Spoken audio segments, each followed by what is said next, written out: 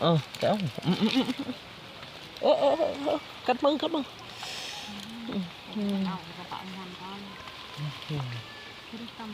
อันนี้คือชาวบ้านมาทหารไม่กี่หล่อใช้ได้ร้ายบ่เต็มคลองเป็นบ่เต็มทุกอย่างนี่โอ้ได้ร้ายดิออกจากห้วยก็ไล่เข้าไปใช้ทงหน้านี่มันสิไล่หลับมาแบบนี้เลยเนาะเที่ยวให้หน้าชาวบ้านโอเคอันนี้ก็คือว่าชาวบ้านเขาอยู่ในเฮือนเนาะคือว่าอยู่ตารางอยู่มาได้เลยฮะ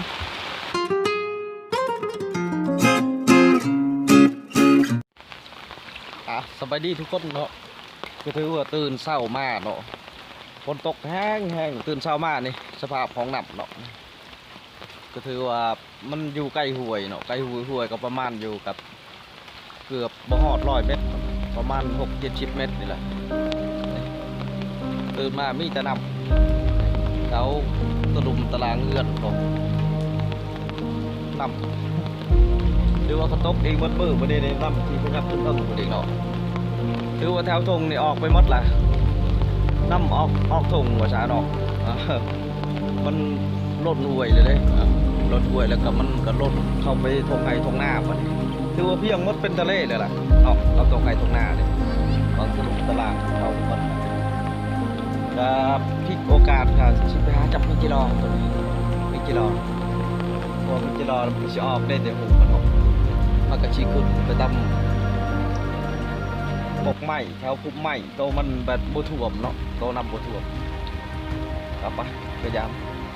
คือไปหาน้ำครับดูว่าถ่วมครับถ่วมแน่เนาะคือว่าพ้นตกเมื่อคืนนี่เนาะกลางเว้นก็บ่ค่อยตกบ่ได้คือกลางคืนนี่สอดแจ้งเลยนะคือหนับเลยเพราะว่าแต่ก่อนมันก็แถวนี้มันก็บ่ได้ท่วมมันก็ปกติดีอยู่บ่ได้ท่วมเลยก็ไปหาไม่กี่รอตัวนี้เนาะหาไม่กี่รอ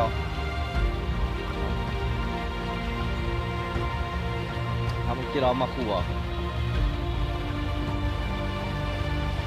สภาพนำ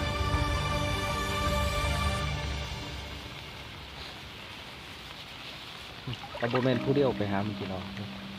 ตอนเข้าไปหาเพื่อนหามันกี่รอบ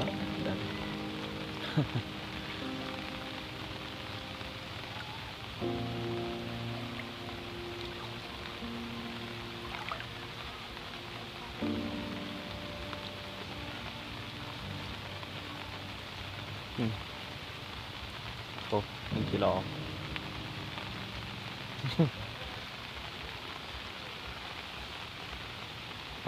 ดีเขาไปหาแต่ครับยันเหยียบแก้วเนาะ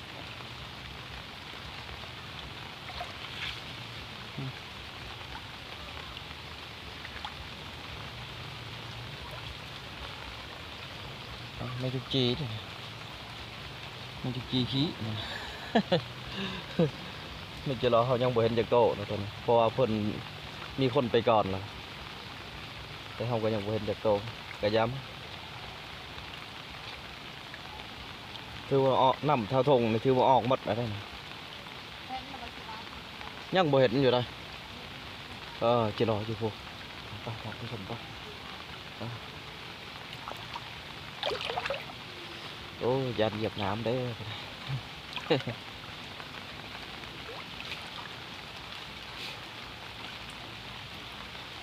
คือจิรอมันจะขึ้นแถวงาใหม่ก็ได้เนาะท่านผู้ชมหนุ่มในตีนฉันใช้เหยียบขี้ยุ่งหมดเลยตาย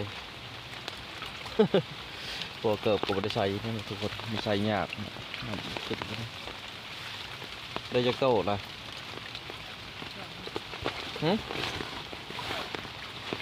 เราบ่ได้จะโต้คงย่างนะคือไหวนะโอ้นี่เห็นหมดทุกคนนี่จีรอนี่มันจะอยู่ไปมีด้วยมันบนอยู่เด้นำท่วมหมดแล้วเดี๋ยวนะมันว่าจับปั๊บก็หอกอ่ะมีเรื่องเนี้ยเอาถือทางหาดก็หอมเลย โอ้ตัวหนึ่งเห็นป่ะโอ้สองโตพอได้เนี่ยอึ๊บอ้าวมาเนี่ยฮะมาเนี่ยได้สองโตเด้อทุกคน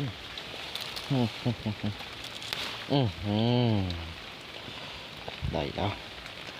เอาไว้นะนี่สองโตเห็นป่ะกำเต็มมือ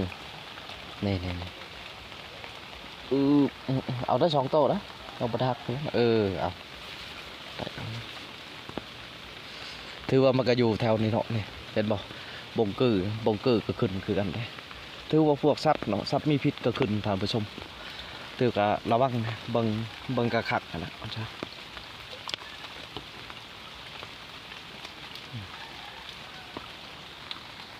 ก็ถือว่านับเนาะ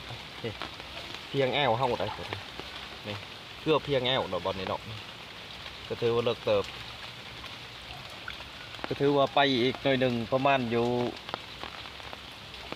50 เมตรปะกะเมนห่วยเนาะถือว่าห่วยนี่แย่กันบอกแล้วตัวนี้ ระวังห่วยกับดินเพียงธรรมดานี่พ่อๆกันเนาะจากตัวใดเป็นตัวใดเพราะน้ำมันเหลื่อมใช้กันหมดเลย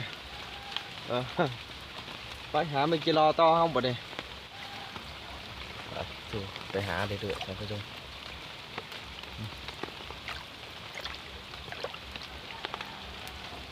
บ่งกือเห็ดมาท่านผู้ชมพวกแถวละคู่กายคือกี่ล้อนี่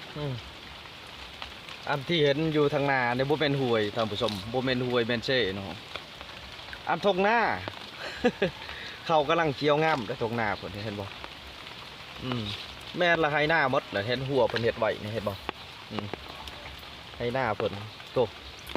เพียงจิตเห็นบ่เป็นทะเลมาเลยเห็นบ่ให้หน้าบ่ล่ะที่เฮาเห็นนะพวกอยู่ทางนาฮะตัวเพียงเลยน้ำบ่ได้ตื้นได้บ่นี่เพียงข้อเพิ่นได้ก็ลงไปท่วมหัวไปบ่จัก คือว่าน้ำท่วมเนาะถ้าว่าคันพ้นไปมันยุดก็มื้อนี้ก็สิลงถือว่าท่วมหมดละให้หน้าก็มันบ่เคยเหิงแต่ละเถื่อบ่เกินมื้อ2 มื้อนะมันก็หมดละได้มาอยู่จีนี่ในอยู่จีขี้นี่เห็นบ่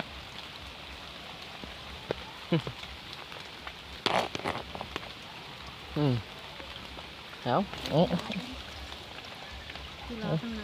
กี่รอตกหลังจังเอาเลยอยู่ในหัวตาอีกมันร้ายดีจังแก้วกัดมึงเอากระเป๋าเงินก่อนเห็นบ่ดิอันตรายเด้อเห็นบ่เห็นบ่กี่เข็บหน่อยเห็นบ่พวกสัตว์มีพิษเด้อนี่มาดูนี่มันอยู่นี่เต็มนี่ใส่ของหลายเติบไปทำชมแต่แถวนี้เข้าตลุมตารางมาแล้วเห็นไหม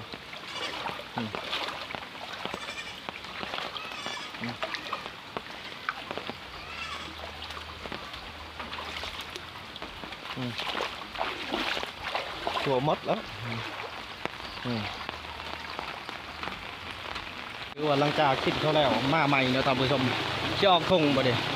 โอ้บังนับโอ้ถือว่าห่วยเนาะตัวนี้นี่คือชาวบ้านมาทหารไม่กี่หล่อใช้ได้หลายบ่เต็มคลองเป็นบ่แป๊บย่างนี่โอ้ได้หลายดีเนาะ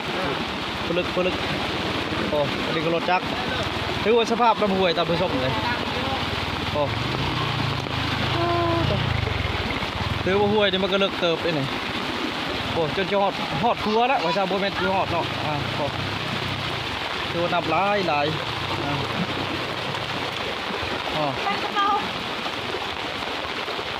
ก็ถือว่าชาวบ้านเขาก็ไปหาเนาะถือว่าไปหาไม่กี่รอบ่นี้ไม่กี่รอไม่ตั้งแต่ถือว่ามันจะขึ้นตามงาใหม่เนาะเพราะว่านับตัวถือเขาจะออกทงเนาะตัวนี้โอ้เมื่อกี้อันนี้ก็เฮือนของชาวบ้านเลยบริเวณเทียงไห้เทียงหน้านี่พวกผมดองมาปุ๊บบ่นี้ถือว่าน้ำเพียงตารางแล้วตัวนี้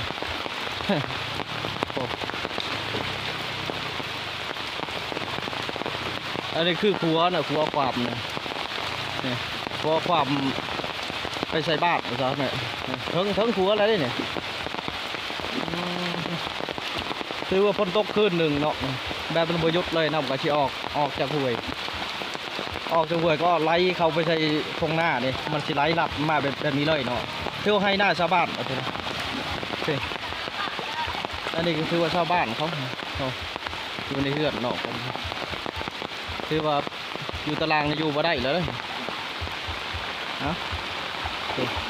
นำกระไรถือว่าก็เข้าชาวบ้านเลยเนาะตอนมา5-6 มื้อบ่ลงเลยถือว่าใต้เลยถือต้นเขาสิใต้เนาะสิเปื่อย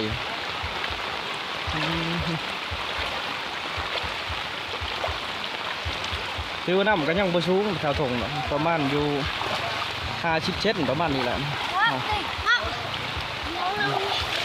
บ่ลงก็ถือว่าเห็นต่างนาในถือภาพคุณก็จะเป็นหน้าของชาวบ้านเนาะตัวนี้ถือว่าห้วยเนาะห้วยแล้วก็ทางตัวนี้ทางแล้วตัวนี้ก็เป็นหน้าของชาวบ้านในเริ่มแล้วนี่ตกเองมื่อนี้ถือว่าเพียงเลยเป็นทะเลเพียงกิดเลยนี่เนาะท่านผู้ชมก็ถือว่าเฮาก็ที่ได้ย่างค่อยกลับบ้านซะเนาะเพราะว่าเขาไปเนี่ยก็สิบ่ปลอดภัยนะอุปกรณ์การพายของเขาก็อย่าบ่ปลอดภัยเนาะการเขาลบลงเนี่ยถือมีเรื่องเลยถือว่ามีอุปกรณ์ตัวใดตัวหนึ่งเสียหายเดี๋ยวเนาะแล้วเขาก็สิทายทานผู้ชมเบิ่งประมาณนี้เนาะแล้วเขาก็สิได้ย่างกลับบ้านซะเนาะแล้วเขาก็สิไปหาใหม่อีกถือว่าน้ำในกระไรครับผู้ชมลายใช้ทางยางเขาชิ้นยาวเพื่อ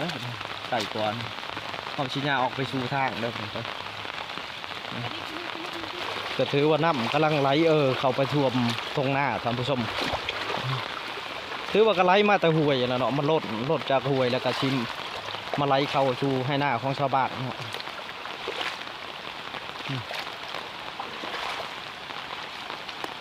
ถือว่าก็คอยไปอยู่ได้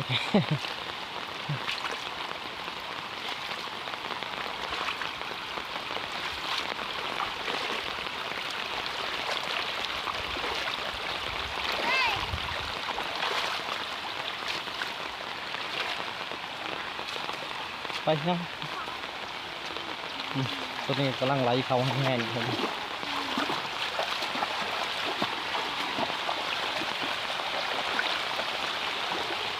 แล้วบงไหลมันต่ำแห้งมันกระท่วมมาแล้วประมาณมื้อนี้ถือว่าเพียงเลยเนาะท่านผู้ชมนี่มันจะรอนี่ก็ได้ที่อยู่ตามยอดเขามันจะอยู่ตามยอดต้นเขา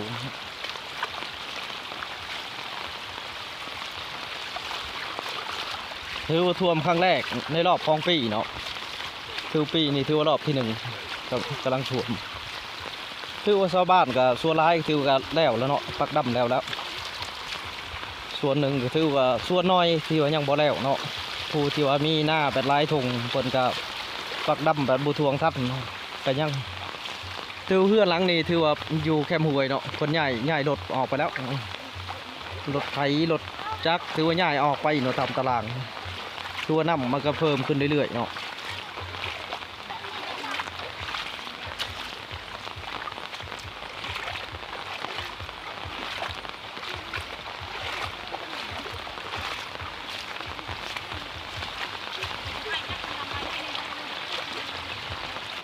เนาะท่านผู้ชมก็ถือว่าเฮากับคลิปของเฮากับชีวิตจบเพียงเท่านี้เนาะก็ได้ชีได้กราบลาของคลิปนะครับกราบลาพี่น้องถือว่าพบกันคลิปหน้าคลิปนี้ขอกล่าวสบายดีขอบใจหลายๆ